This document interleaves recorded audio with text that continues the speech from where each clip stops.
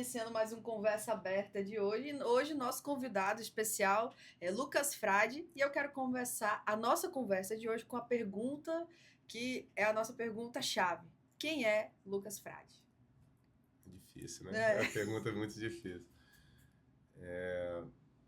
Bom, sou uma pessoa amigável, sou uma pessoa que preza o respeito, qualidade de vida, boas amizades, ser muito coletivo, enxergar o outro nas suas dificuldades também, me colocar no lugar do outro também. Acho que é isso. Eu sou uma pessoa simples, não gosto de muito luxo, apesar de da gente ver muito isso, né? Mas não tenho essas ambições que muita gente tem de coisas excedentes para se viver.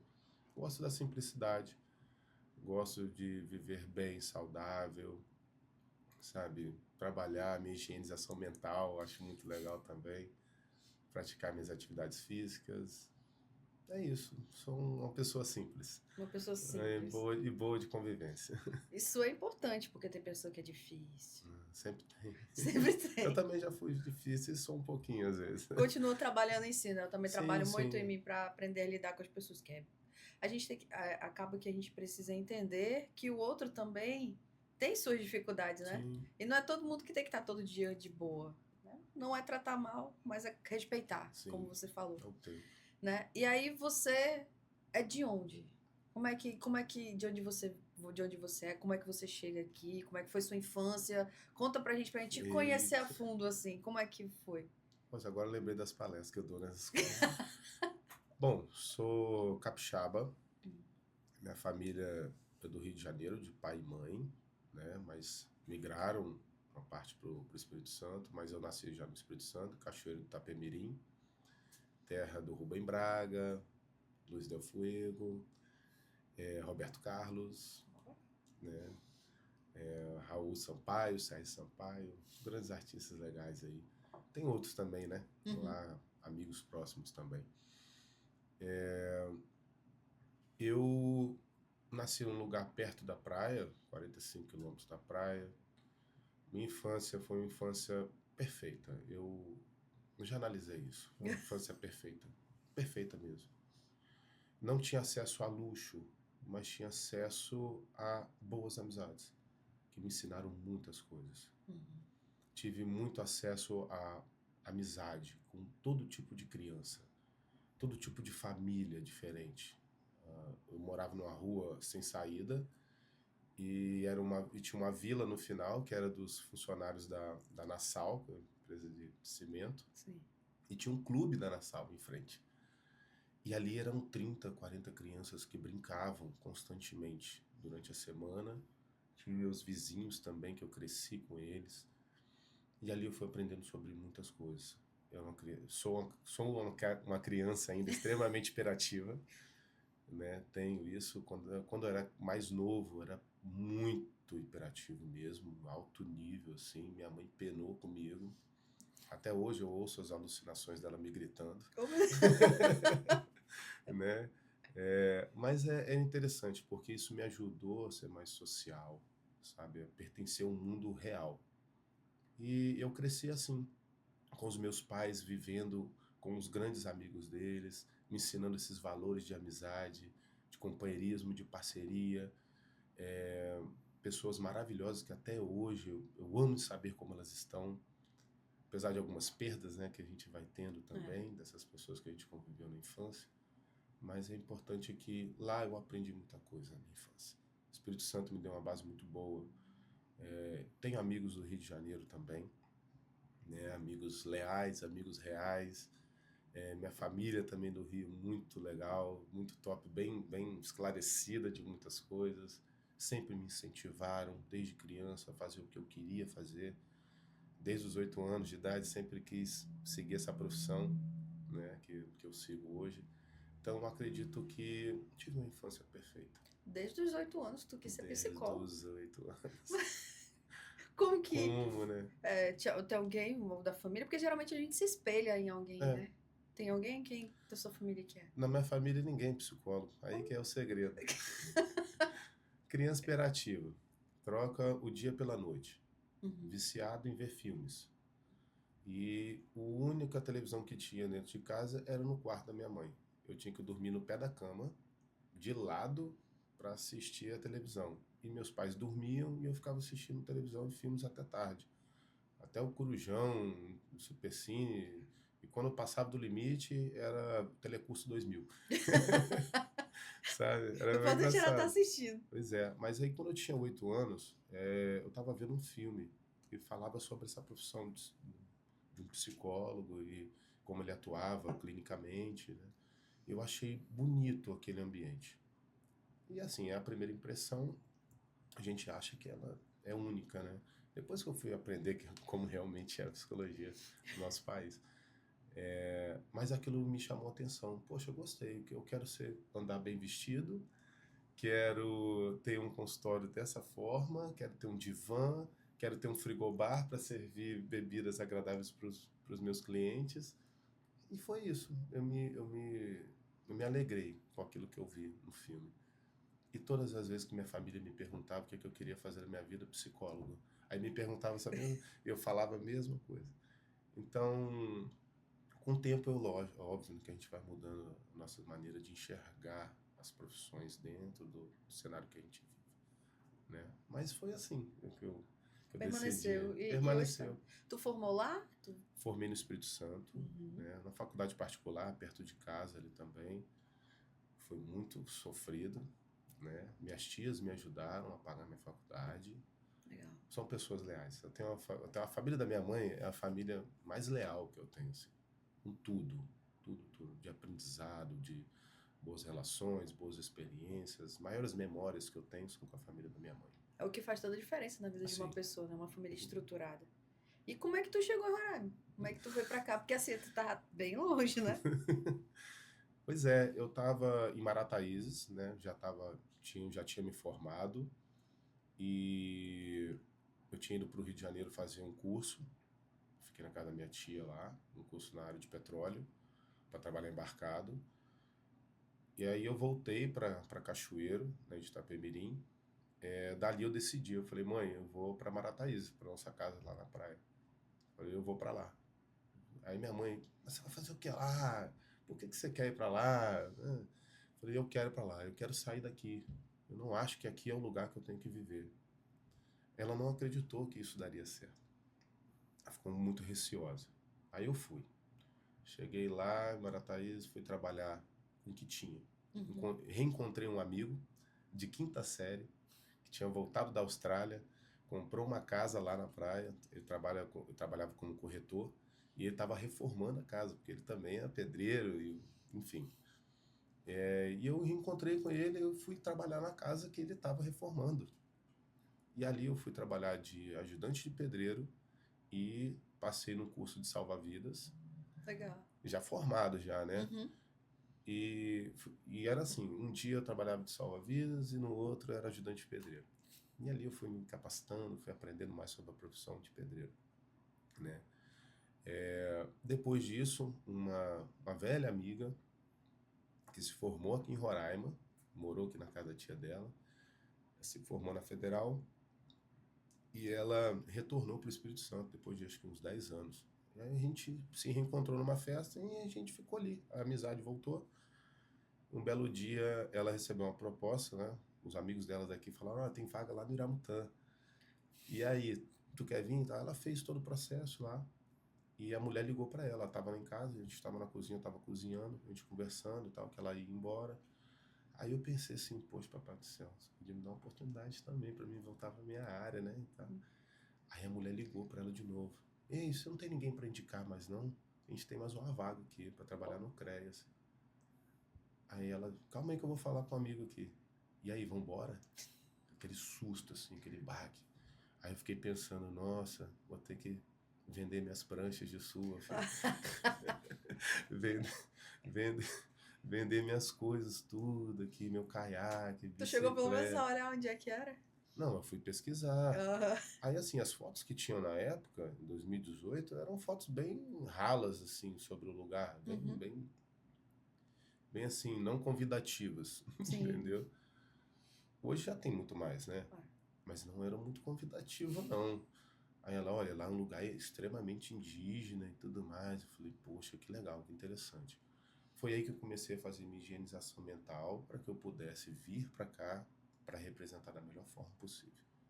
Então, eu acredito que a maior escola é quando nós nos colocamos no lugar do outro, Uhum. naquele ambiente que ele já vivencia historicamente há muito tempo. Então, foi assim que eu vim. A gente ficou na casa da tia dela aqui uns 15 dias. 15 dias já subi lá para o Ramutã. Lá eu fiquei 2 anos, conheci pessoas maravilhosas. Tenho contato até hoje, líderes de comunidade, pessoas que me ajudaram, né, na socialização, donos de restaurante que eu fiz grandes amizades, profissionais lá que estão até hoje lá também. São de lá, vivem lá, se profissionalizaram lá.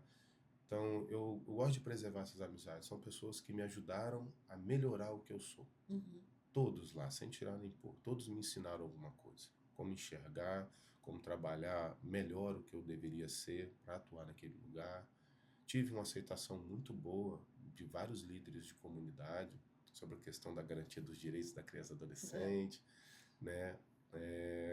A gente criou um grupo de trabalho com o pessoal da saúde, da educação e da assistência social, Legal. o Conselho Tutelar também. A gente ia para as comunidades, atravessava rios, barco, minutos, assim, 40 minutos de barco para ir para as comunidades, dava palestra, dormia em comunidades, conhecia a realidade mesmo daquelas pessoas. Isso que era bem interessante. Do Iramutã, qual uma experiência assim que tu pode contar pra gente que te marcou muito? Conhecer as cachoeiras, todo mundo. Lindas, né? São cachoeiras às vezes intocáveis, assim, a quantidade de pessoas, né? Uhum. Nem as pessoas praticamente que vivem lá vão às vezes, mas conhecer assim esses ambientes inóspitos, né? Uhum. Cada comunidade que eu ia sempre tinha uma singularidade, né? Mas tirando as belezas naturais, conhecer as lendas reais, que nem a gente estava Uhum. conversando, né? A lenda do Rabudo, entender o que é isso, entender o que é essas questões espirituais também. Lá tem questões espirituais, a gente não pode fugir disso, né? Sim. Somos seres celestiais, iluminados, né? E lá tem a questão do Canaimé também, essas energias que mexem com a gente, né? Eu acho que isso me motivou mais ainda a me aprofundar, né, nessas relações de conhecimento sobre esses povos originários. Mas o que me marcou foi um dia que eu estava no hospital lá, e um médico. É uma coisa até assim, bem chata de falar, porque nós, como profissionais, a gente percebe, né, Sim. pessoas e o que elas podem produzir. A gente viu uma situação de um falecimento de um bebê, a mãe extremamente chorosa, eu já conhecia essa família, e quando eu fui conversar com o médico me mostrou, olha as escoriações do corpo dessa criança, sabe? Eu fico um pouco triste assim, né? A criança caiu da rede, foi o que foi dito. E a gente sabe que são ambientes que às vezes tem muita agressão de homem com mulher, né? Isso é uma verdade. A gente Uhum. vive num estado extremamente violento, que é o que a gente estava falando aqui anteriormente, né? Ali Uhum. em, Em off. em off aqui. Mas isso acontece, sabe? E é um trabalho que eu venho fazendo. Eu não cresci num ambiente onde homem agride mulher. Pelo Uhum. contrário, eu cresci num ambiente de mulheres extremamente fortes, mulheres batalhadoras, sabe? Mulheres que conquistam seus objetivos. Então, ver essas mulheres em sofrimento, ver, sabe, crianças passando dificuldade, aquilo me chocou muito. Crianças com 3 anos de idade tomando caxiri. Ó, não me cancelem, mas o caxiri contém teor alcoólico, né, em relação à questão da fermentação. Isso Uhum. já é, mas não é, assim, não, eu não estou dizendo como uma coisa ruim. Eu Sim. não vejo como algo ruim, eu vejo como algo cultural que deve ser preservado, porque se eles permaneceram por mais de 30 mil anos dessa forma, quem somos nós para dizer o que eles devem ou não fazer? Eles estão mais Como tempo eles aí, devem ou né? não agir. Então, me chocou, né? Foi o que você me perguntou, é o que me chocou, assim, entender melhor como eles são, Uhum. aceitar o que eles são, não tentar modificar o que eles são. Isso me chocou, me impactou. Eu tive que rehigienizar minha maneira de pensar, a maneira de agir com eles, como falar com eles. Aprendi um pouco da língua Makuxi também. Ó. Foi bem legal. Fiz um curso lá, curso básico, né? Óbvio que se eu tivesse ficado mais tempo, eu já estaria até falando mais. Mas eu digo que é isso. Nós temos que aprender a se colocar no outro, né? No lugar do outro, para entender essa vivência deles, para entender a lógica do porquê que eles agem daquela forma. Uhum. O meu papel de sair do Espírito Santo e ir para dentro de terras indígenas não era modificar a maneira deles de viver, Uhum. e sim de aprender com eles. Não gosto de pessoas que criticam muito, né, os povos originários, porque às vezes não conhecem a realidade, nunca vivenciaram dentro das comunidades, nunca entenderam por que eles vivem daquela forma, da onde vêm esses ensinamentos. Então, a minha ideia foi essa, abrir meu coração, minha mente, para entender a importância deles na minha vida. Uhum. E como que até hoje eles me influenciam. Adorei. Até hoje, né? Hoje eu estou no Caroebe e tem muitos indígenas lá. Tenho amizade com indígenas Waiwai também. Conheço a história Waiwai, né? Óbvio que a gente tem que conhecer sempre mais. Que eu gosto de pesquisar histórias, né? Mas é isso, o básico que funciona, né? O básico que Que funciona. funciona. É porque às vezes a gente esquece de onde a gente veio, né? Sim. Independente de qualquer coisa, quando a gente fala sobre a grande invasão, que fala sobre o descobrimento, e aí tudo vai depender de quem conta a história, né? Pois é, qual é a ótica que Né? você quer escutar? Isso. E aqui a gente, querendo ou não, a gente é um estado predominantemente realmente indígena, com Isso. muito, mas muito tipo de violência. E a gente fala sobre violência quando é criança e adolescente, violência contra a mulher, né?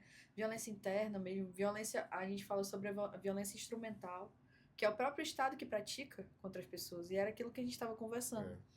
É, Às vezes a gente tem as ferramentas, a gente tem a legislação, mas não tem uma ferramenta adequada para utilizar o que está previsto em lei. E aí a gente acaba sendo omisso, ou a gente acaba, nós que trabalhamos na rede, né, a gente acaba sendo sobrecarregado por uma carga que não temos capacidade técnica em muitos momentos para executar.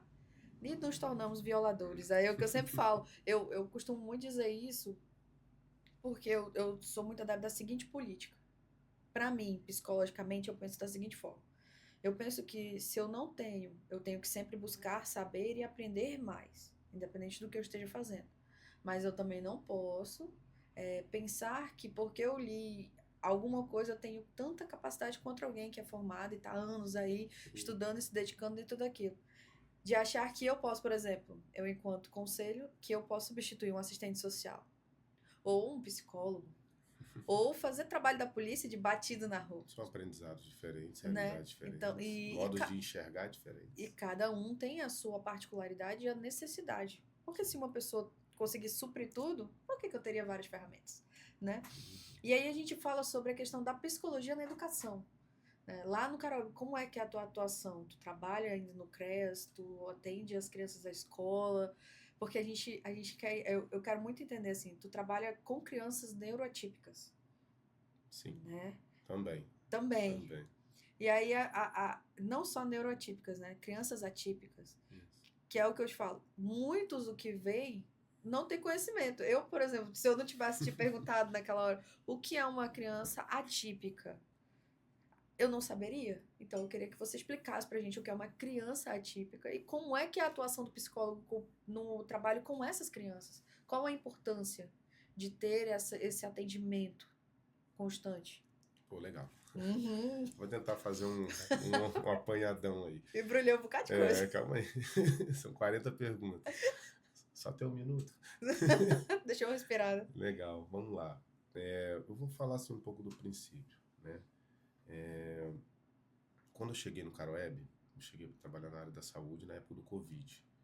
E fui convidada pela secretária de Assistência Social da época para prestar um serviço pelo CREAS e para ajudar propriamente, porque uma amiga, né, amigaça mesmo, Maria José, oi Maria José, psicóloga aqui em Boa Vista, né, ela, junto com a coordenadora Ceissa lá do CREAS também, uma grande amiga, me ajudaram a ir para o Caroeb na época. Então, quando eu cheguei, teve essa oportunidade de eu estar ajudando também o CREAS pela experiência que eu tive no Iramutã, uma ótima experiência, sensacional, né, com aqueles líderes indígenas. Eles têm as maneiras deles de punir as pessoas, tá? Eles têm. Internamente lá. Eles têm. Agressor de mulher, agressor de criança, eles sabem como punir. Amarra no tronco. Não, até que... Tem um aqui até que eu ele não, faz isso. assim, tem algumas comunidades que fazem isso, mas eu não vi isso lá, né? Lá eu vi os tuxauas, né, junto com o conselho, agindo da maneira que eles devem agir. Certo. E quando eu cheguei no Caroeb, eu vi que havia muita coisa a acrescentar, e eu, por ser hiperativo, né, criança TDAH, adulto TDAH, eu pensei assim, poxa, tem muita coisa legal aqui, dá para mim acrescentar bastante coisa bacana. Então, quando eu cheguei no CREAS, eu vi que havia um grande trabalho a ser feito. E ali eu fui trabalhando no Covid, né, na saúde, e prestando serviço para o CREAS também, ajudando o CREAS propriamente. A gente conseguiu fazer um trabalho legal. Acabou meu contrato. Voltei para o Espírito Santo. Passei pelo Rio, né, primeiro. Depois fui para o Espírito Santo. Aí a secretária de hoje, da assistência social, a Márcia, me chamou de volta, né, junto com a vereadora da época também, a Regiane, me chamaram para que eu pudesse retornar. Gostaram do trabalho que eu prestei, observaram isso lá, gostaram do trabalho, me chamaram de volta. E eu vim. Quando eu vim já para trabalhar na educação e no CRAS. Inicialmente eu fui para o CRAS, depois eu fui chamado para a educação. Quando eu cheguei na educação, eu me vi um pouco, assim, sem base. Só que antes de eu atuar propriamente na educação, eu pensei, preciso me munir de conhecimento.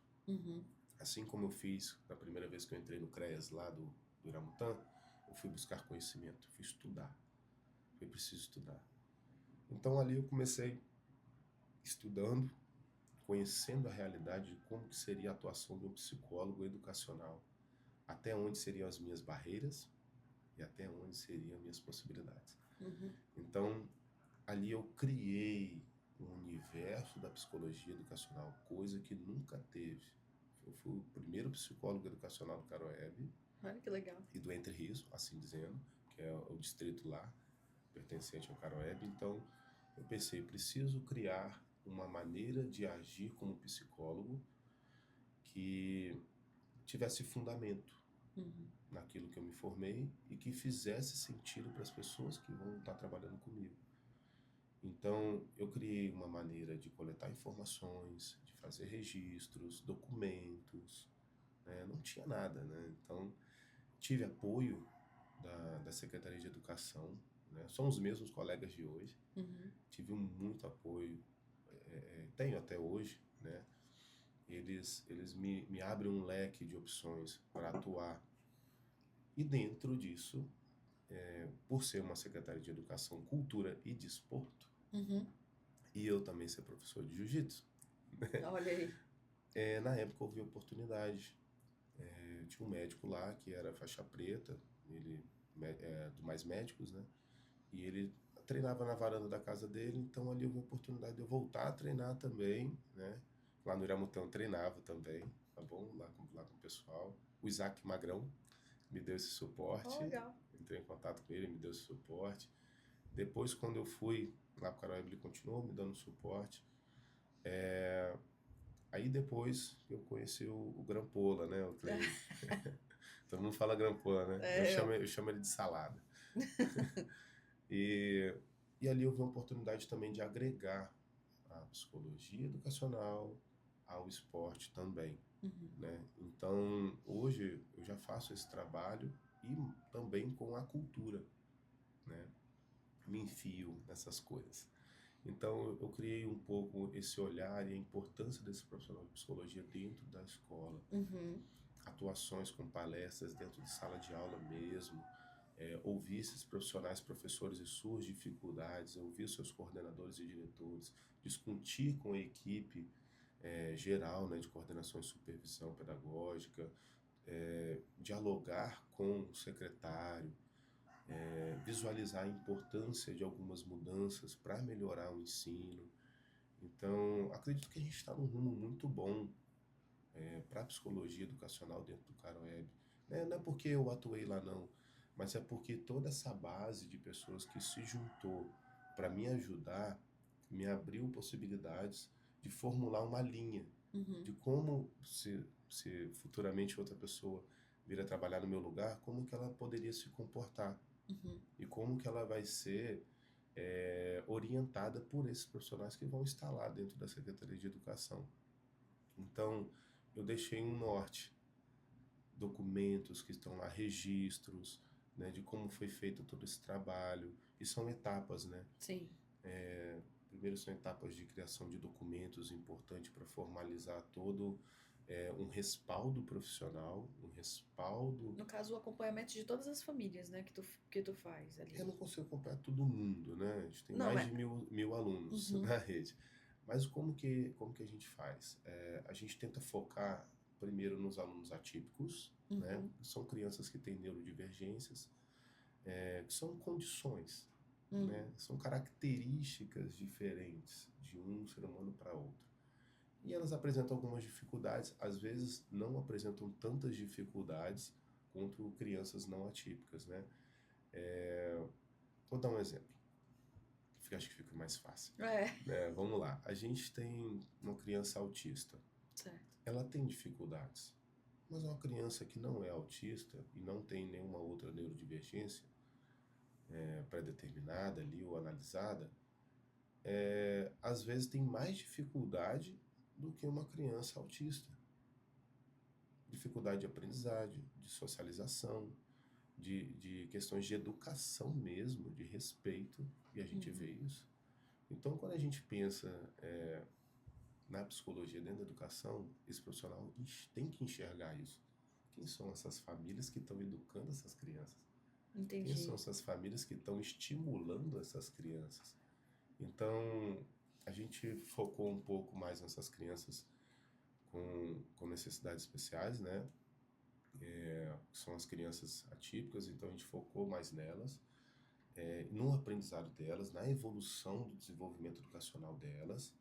Como que a gente fez isso, né?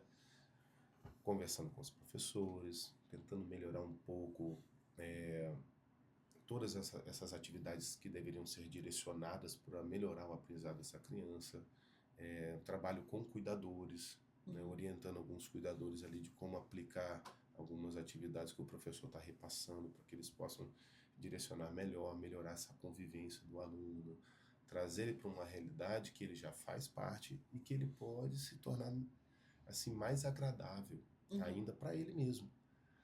Às vezes a criança ela se exclui por causa de um barulho excessivo, por causa daquela hipersensibilidade auditiva.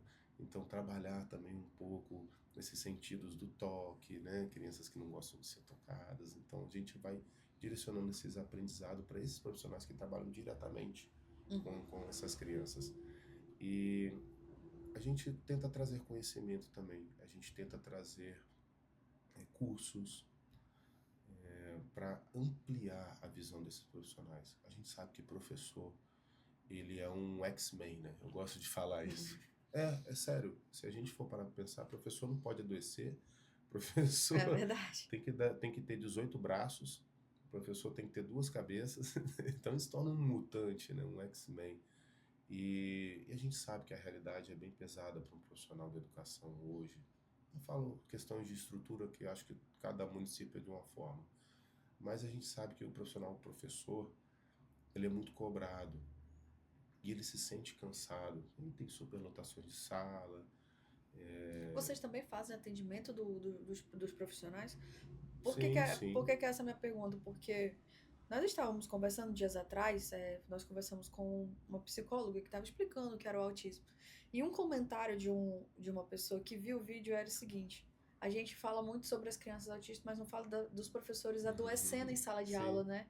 Por conta de ter que lidar com a criança, a criança atípica e com as outras crianças dentro de um ambiente e durante muito tempo, porque são 4 horas de uma criança com um professor ali dentro, né? 2 horas tu passa a manhã todinha, aquele bando de é, menina. E aí, e ainda tem a sobrecarga da família.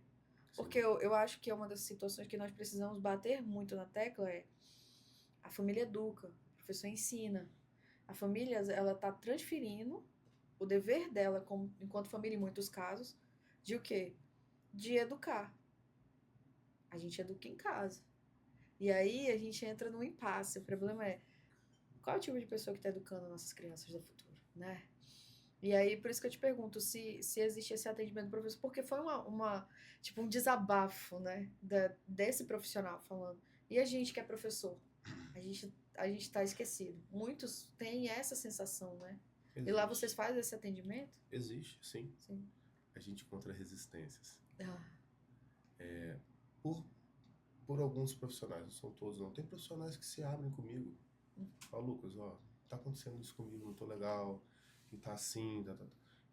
Quando a gente abre esse canal para ser um ouvinte, para não difamar esse profissional e ele se sente seguro em falar da sua vida e de entender que eu não posso falar isso nem para minha companheira, uhum, sabe? Ele se sente protegido e de certa forma ele consegue limpar essa energia ruim que está retida uhum, para ele produzir coisas melhores para a vida dele. A gente faz, sim.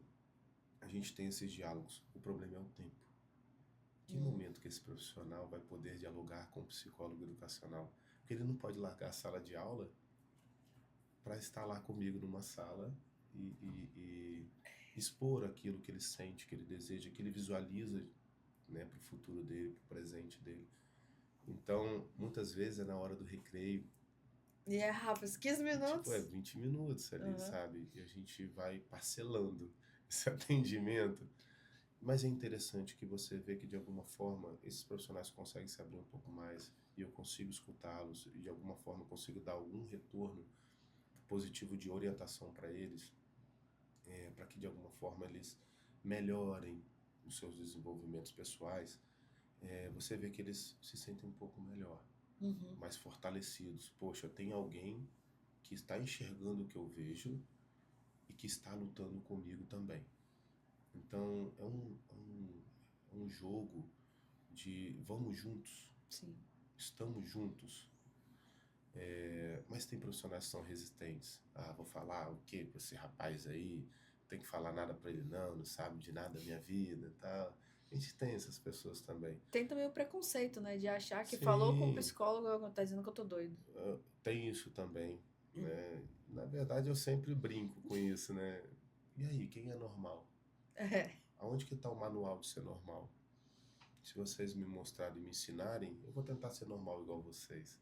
E a gente sabe que não existe normalidade. Sim. Existem pessoas com características diferentes, com comportamentos diferentes dos seus históricos, Uhum. né, de aprendizado. Então, cada pessoa de uma forma.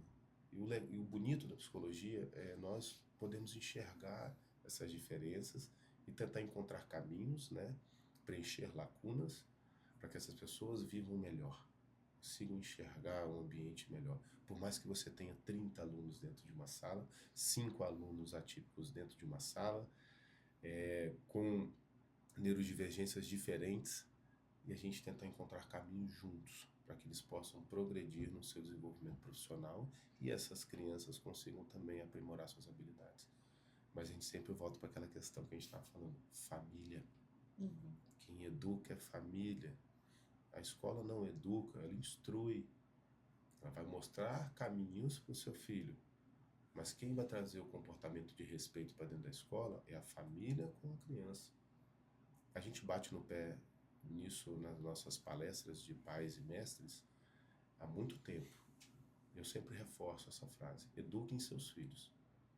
Às vezes você vai ter que mudar a forma com que você educa seu filho em relação à forma com que você foi educado. às vezes não vai dar certo.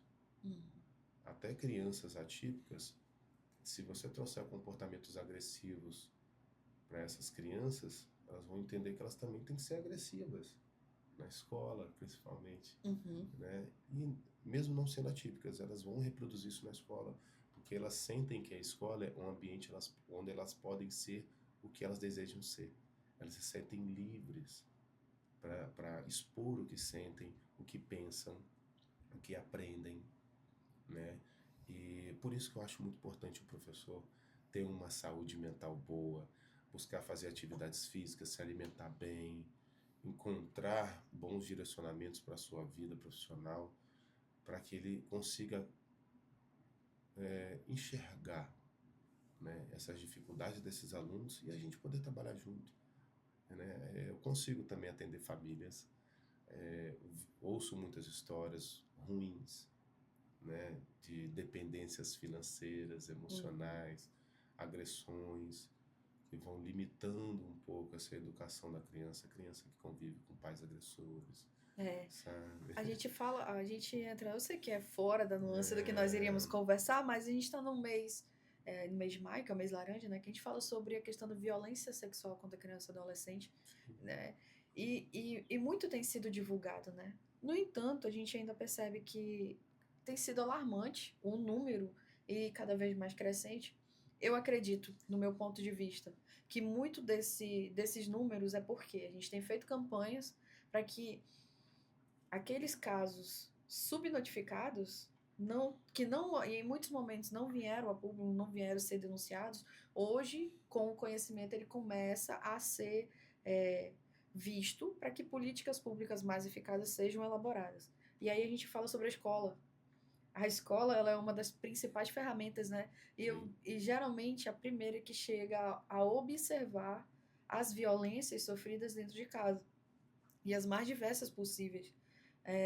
Tem pessoas que às vezes elas nem sabem que estão praticando violência, né? A gente conversou um dia desse sobre o abandono afetivo, sobre o abandono quando tu entrega o celular pro menino que tu não suporta mais, né? é E isso mesmo. aí É é, isso é mesmo. uma luta, né? É uma luta. Não, para de. Toma aqui, toma o celular. E é o tempo de tela, um abandono, uma criança que não consegue mais ser criança no mundo real e começa a viver aquele mundo ali de fantasia, que é o videogame e tudo mais.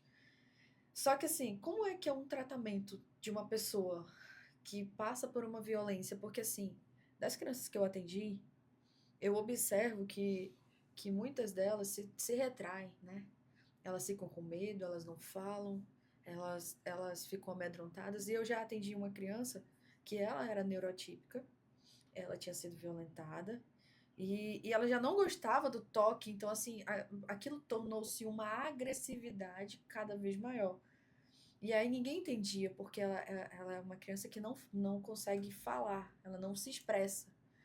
E aí você imagina, né, o que passa na cabeça de uma pessoa que consegue praticar um ato desse, né? Mas uma criança dessa, um tratamento para uma criança que passa por uma série de violências, seja ela física, psicológica, seja ela sexual, e que ela ainda tem a questão da particularidade da neurotipicidade.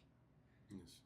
Como é o desafio, vocês, para um psicólogo, para você conseguir atender, vamos lá, para você conseguir atender uma É criança assim, complexo. é muito No complexo, interior, mais ainda.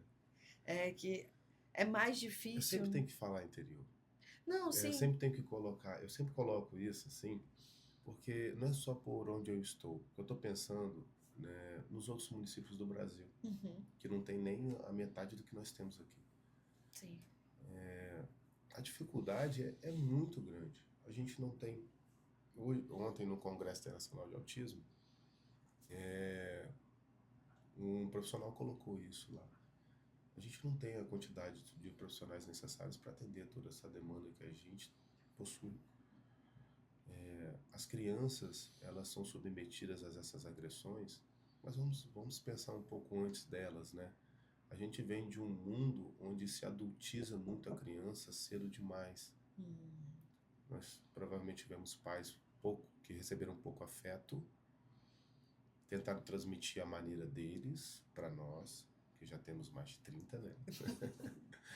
E, de alguma forma, a nossa geração, que tem mais de 30, 40 aí, tenta reproduzir um pouco mais de afeto. Mas não é tanto também, Uhum. sabe? A gente tenta forçar as brincadeiras que tivemos, mas não são tão atrativas, porque o mundo hoje está muito enclausurado, subjetivo, individualista. É a criança dentro de casa e pouco na rua, com outras crianças do bairro. Então, quando a gente vê isso, a gente até se assusta. Nossa, que legal!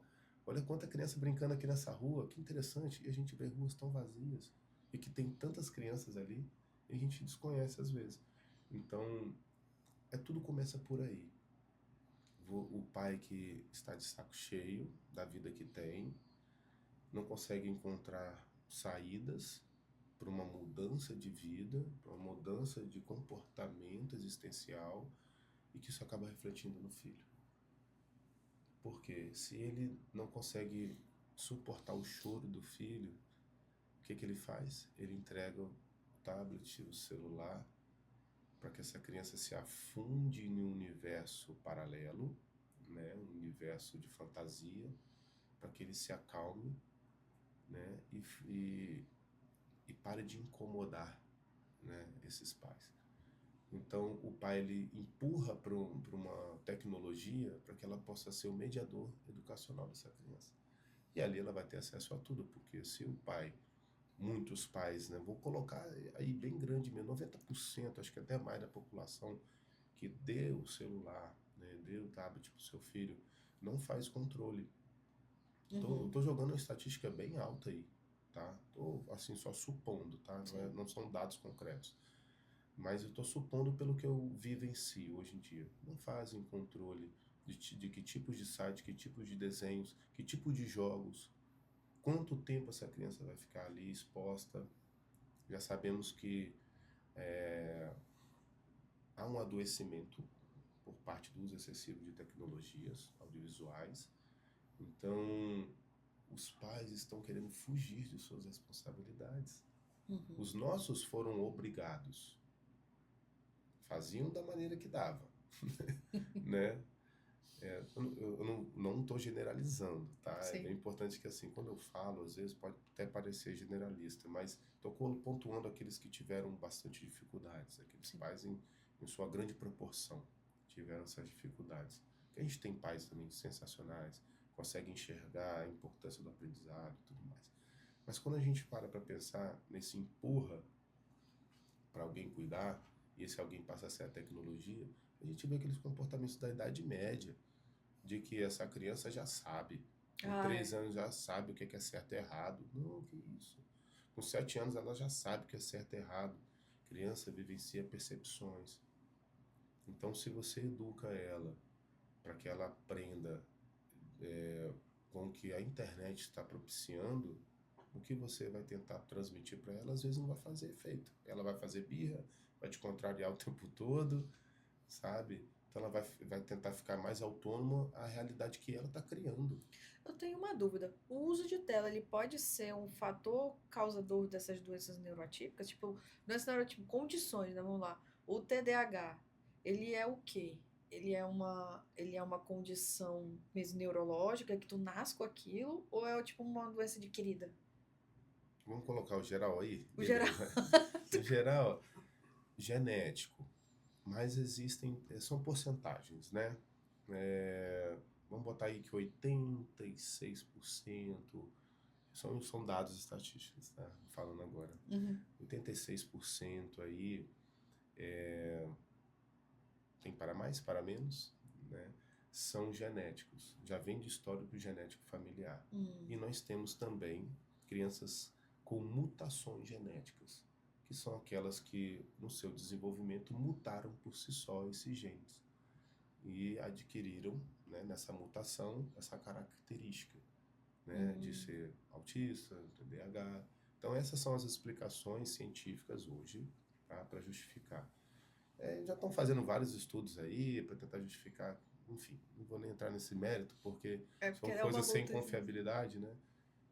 Então a gente vai pelos dados que já estão bastante aceitos pela ciência hoje, Uhum. tá? Mas geralmente são genéticos, né? Histórico familiar Eu essas pergunto mutações. de ti, porque eu vi alguns vídeos falando assim, a gente fala muito sobre TDAH, sobre TOD, sobre uma série de situações que hoje a gente observa na criança, no adolescente, e também na pessoa adulta, mas que muito disso eles dizem que é proveniente das telas, né? Vem dessa questão. Aí vem daquilo que a gente estava conversando, né? Quando a gente fala sobre depressão, sobre doenças, sobre essas causas de doenças neurológicas, ou que eu não sei se a gente pode configurar a depressão, a ansiedade com isso, mas muito dela vem da nossa vivência com relação às telas, a vivência do dia a dia, né? Sim. Dessa correria. É, eu observei em mim, pelo menos, pós-Covid. Não sei se foi por conta de toda aquela. De toda a situação que foi, né? O Covid em si, aquele medo, porque eu lembro que logo depois de 2019 para 2020, todo mundo tinha medo de sair na rua, de tocar. Eu lembro que pessoas ficaram até assim, tu não podia passar do portão da casa da pessoa, mesmo de máscara, e aí deixava lá frutas e tudo com álcool. Muita gente ficou meio paranoica com essa situação, né? Principalmente pessoas que perderam familiares. E aí, quando a gente sai da pandemia, né? E aí todo mundo ainda tem o pessoal da contra vacina, né? Isso, a gente vê De muita dizer. coisa, né? Não, nós tivemos uma série de situações assim que afetaram o psicológico de muita gente. E o que que acontece? Eu confesso que o meu depois do Covid eu percebi em mim que eu realmente o meu déficit de atenção triplicou. De vez em quando eu começo aqui, tô lavando a louça, se tu me pedir alguma coisa eu mudo e vou botar roupa na Você já máquina. tinha isso. Eu só não percebia tanto. Só tá pior, né? Então, assim, eu observo que realmente, assim, intensificou mais. Por isso que eu perguntei. Porque, Uhum. assim, às vezes as pessoas falam, não, você não tem nada. Isso tudo é muito tempo de tela. Aí eu comecei a cortar tempo de tela. Aí eu comecei a observar mais ainda. Eu falei, não, tá piorando.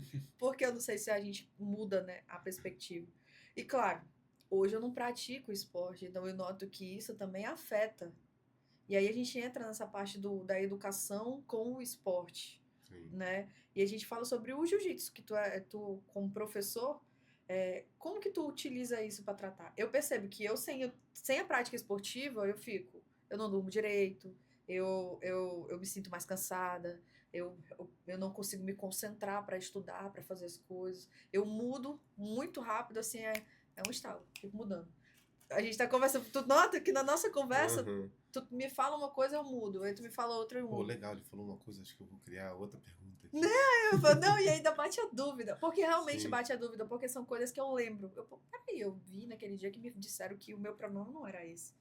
Claro que eu não tenho nenhum laudo, né? Nunca nem procurei um médico sim. pra avaliar, mas assim, nas minhas atitudes, eu noto que tem sido cada vez mais presente. E isso me gera uma ansiedade, um estresse e um cansaço que parece que eu tô correndo uma maratona e eu não consigo dormir direito. E eu noto que principalmente porque eu me sinto dependente, porque eu procrastino demais as coisas. E aí, naquele momento que eu quero, aí vem o hiperfoco, eu faço tudo, mas eu fico naquela ansiedade de que não vai dar tempo, não vai dar tempo, não vai dar tempo, né? Aí E se é sabota. Aí isso. não faz nada. E aí volta e diz que a culpa é disso. E aí eu te pergunto, a prática esportiva, como tu falou, tudo a gente pode dizer, pratica esporte, é saúde.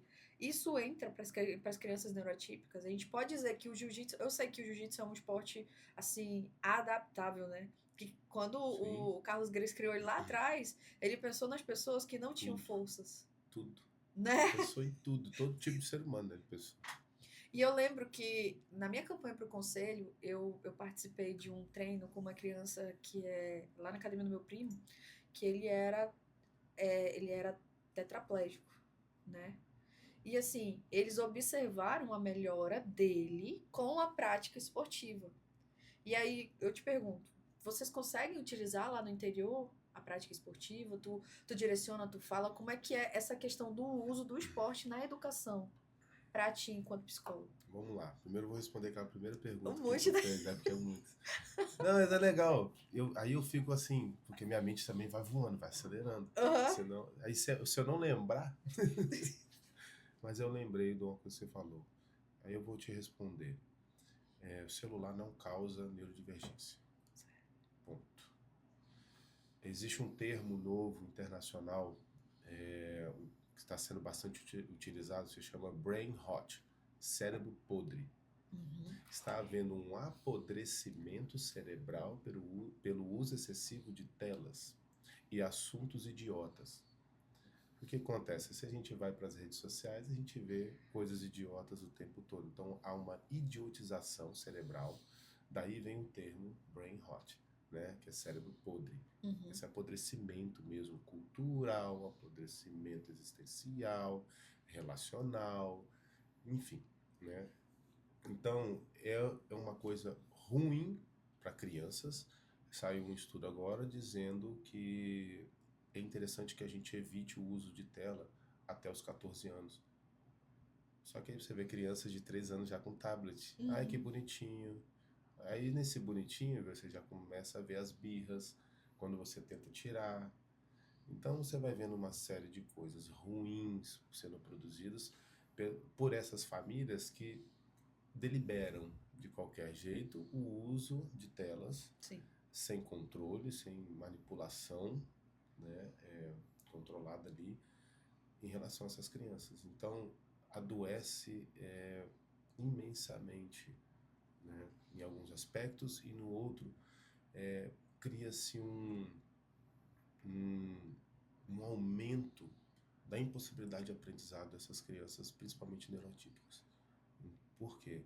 Elas estão em desenvolvimento de aprendizagem comportamental também, social, de linguagem. Então, você vai ver uma dificuldade delas de compreenderem, de certa forma, algumas situações.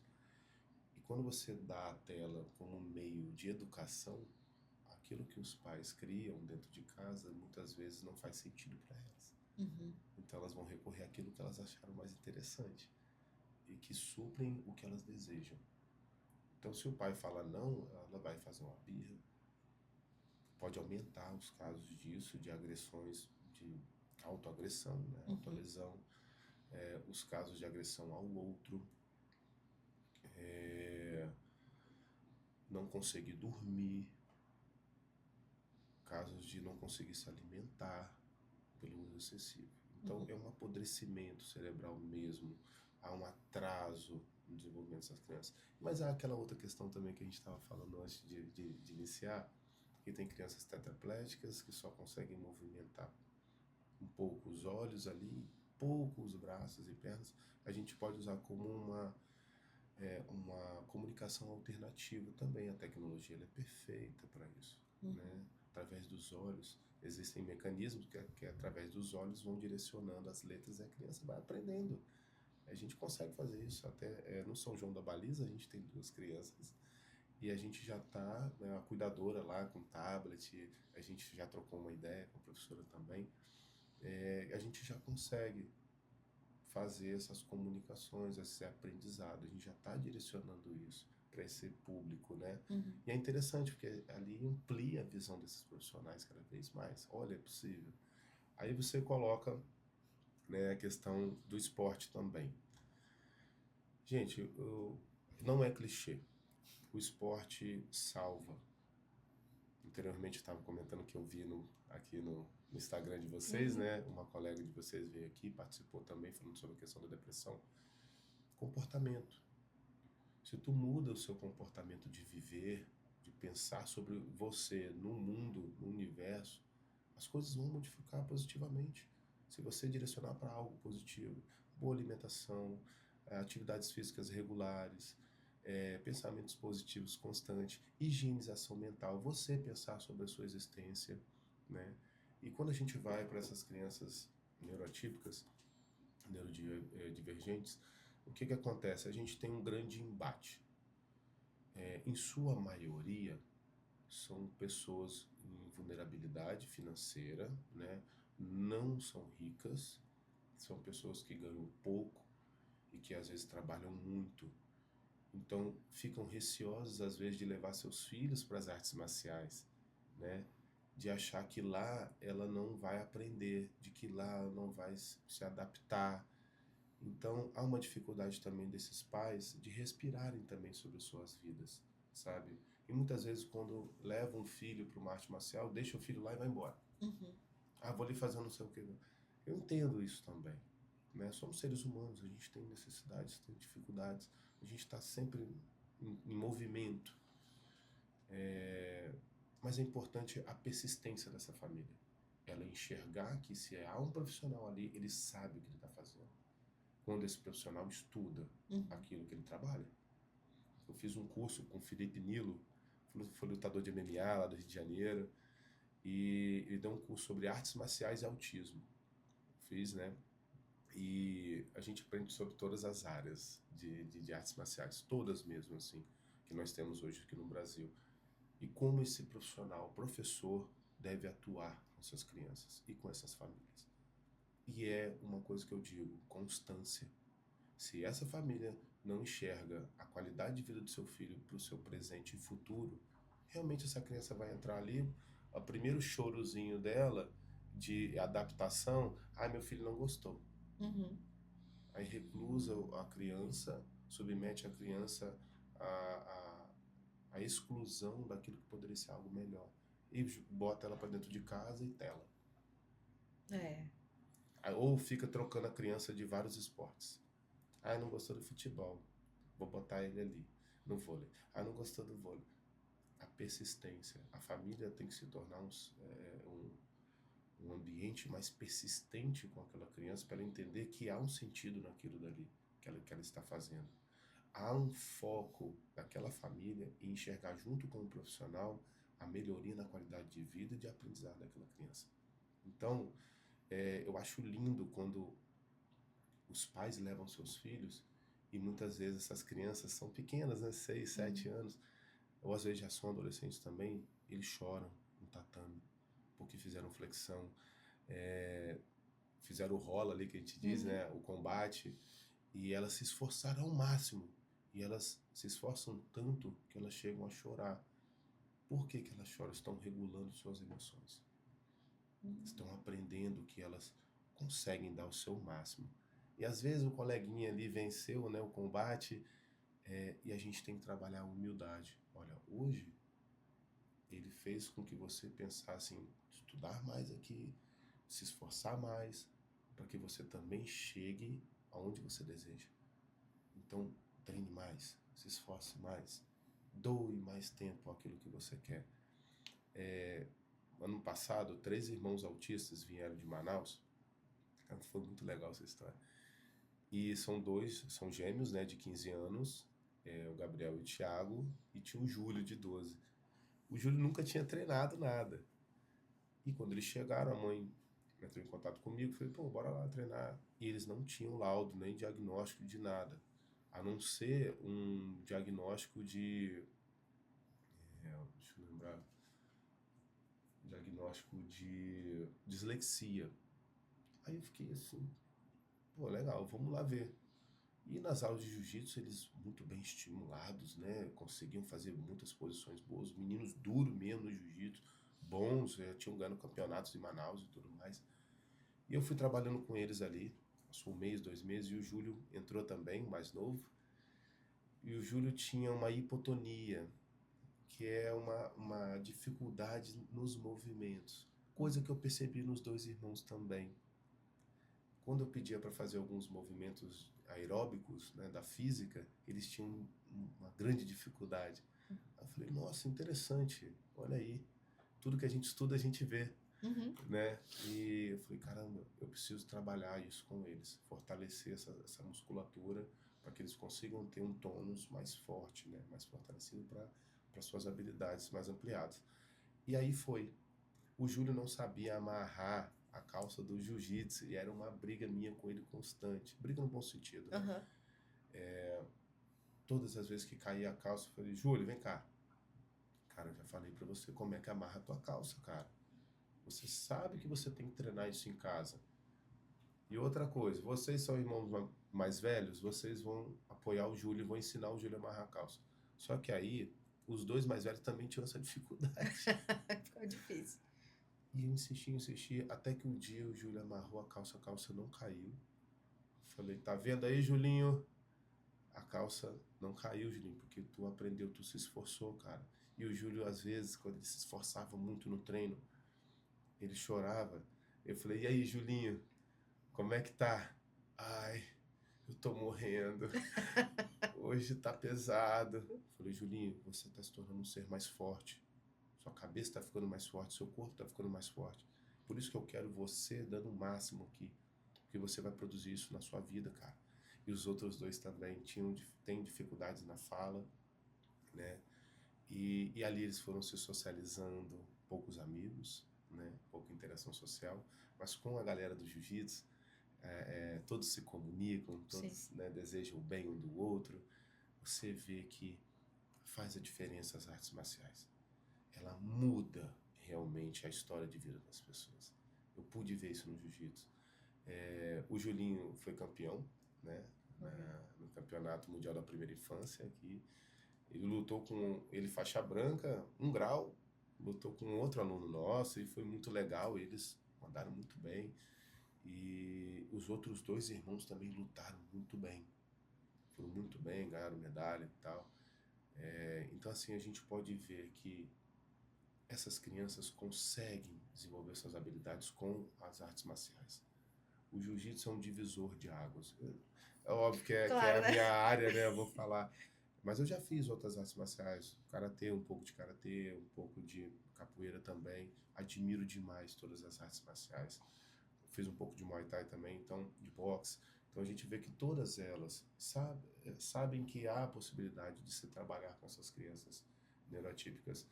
Só que a ideia é que esse profissional se capacite. Sempre. Ele precisa entender as diferenças sobre as neurodivergências existentes hoje e como aplicar as suas atividades de desenvolvimento comportamental das artes marciais nessas habilidades que são necessárias para as crianças aprimorarem. Então, é importante que haja esse estudo, essa compreensão. Tem que estudar mesmo, tem que ler, ver vídeos, não tem jeito, tem pra onde correr. Eu costumo dizer isso sempre. A gente está sempre aprendendo. Então a gente tem que estar em constante busca de conhecimento Evolução. a cada momento, porque o mundo muda o tempo todo, né? É As isso. pessoas mudam e a gente precisa acompanhar, senão a gente fica para trás, né? Não vamos. Então, já estamos na casa dos 30, daqui a pouco o tempo passa rápido, a gente está nos 50. Eu esperava que em 2025 eu já estivesse andando no carro voador. Olha aí, olha Quem aí. sabe, né? Até 2030 a gente consiga. Mas assim, Lucas, eu fico muito feliz de ver o quanto tem pessoas que trabalham dentro da área da psicologia e que conseguem visualizar a importância do esporte dentro disso, né? Eu sempre jogo uma brasa para debaixo da sardinha do jiu-jitsu porque eu sou apaixonada por isso. Eu trabalho muito isso no meu trabalho. Eu sempre falo para os pais que eu atendo que, em muitos dos casos, né, nessa questão de adolescente, como é que eu posso te dizer? Às vezes o adolescente está rebelde em casa, ou a criança está rebelde em casa, e às vezes é só porque está dentro de casa, realmente. É. E aí, a minha recomendação sempre é, você tem que botar esse menino pra fazer alguma coisa. Ocupar a mente, Isso praticar um mesmo. esporte. Ah, mas ele não gosta de nada. Viver sua infância. Mas ele vai gostar, mulher. Se ele não tentar, ele não vai. Eu tive uma que eu falei assim, ó, por que você não botou no jiu-jitsu? Eu gosto muito. Eu acho muito legal, eu pratico assim, assim, assim. Aí ela falou, não, mas aí, e se ele aprender a bater? E se ele quiser agredir? Eu falei, não, mas a senhora tá errada. O esporte, ele não ensina a agressão. Ele ensina a autodefesa, o cuidado, e você vai trabalhar a mente e o corpo dentro daquilo ali. Educação. Isso. Que muitas pessoas têm preconceito a respeito disso. Mas assim, a nossa conversa tá se estendendo demais. Eu espero poder contar com a sua uma nova presença pra gente falar. Porque assim, Legal. dois TDAH conversando A gente vai realmente. longe. E a gente vai conversando sobre vários assuntos, né? Queria ter um momento, quem sabe, uma oportunidade de conhecer. Eu não conheço Caroebe, não conheço Entre Rios, ainda Ó, não. a gente tem uma equipe no Entre Rios, equipe Caroebe e equipe no Baliza. A gente tem apoio da Prefeitura Caroebe, apoio da Prefeitura de São João da Baliza. Tem deputado também, a Lucas Souza está dando ajuda lá no Baliza. No Caroebe a gente não tem um deputado, né, que apoie lá. A gente tem um prefeito que sempre ajuda a gente ali também, tem a questão de um vereador ou outro também que está sempre apoiando a gente. Então, a gente sabe que sem o poder público estar perto de nós, fica mais difícil ainda a gente desenvolver essa qualidade do nosso serviço para a população. Sim. Então, o convite está dado, tá? Apareça, nos visite. A Secretaria de Educação do Baliza e do Caroeb está aberta para vocês, tá? Falo não como sendo o representante maior, mas como um profissional que sabe que lá você vai ser bem acolhido. A gente vai te dar o máximo de visualização, de visibilidade sobre o que é o nosso trabalho mesmo, que é um trabalho muito bonito, é um trabalho de formiguinha. Estamos levando coisas maravilhosas para essas áreas. E o Congresso Internacional de Autismo é que a gente está trocando muitas figurinhas para levar mais coisas legais para lá. É importante trazer essas experiências, né? Isso. Porque assim, quando a gente fala sobre isso, a gente também mostra para as outras que é possível fazer. Sim. Que dá. Às vezes com pouco dá para fazer, mas claro que com o apoio, né, maior, a gente consegue fazer A gente muito vai conseguir mais. esses apoios. A gente vai conseguir. Tem que... A gente está fazendo bem.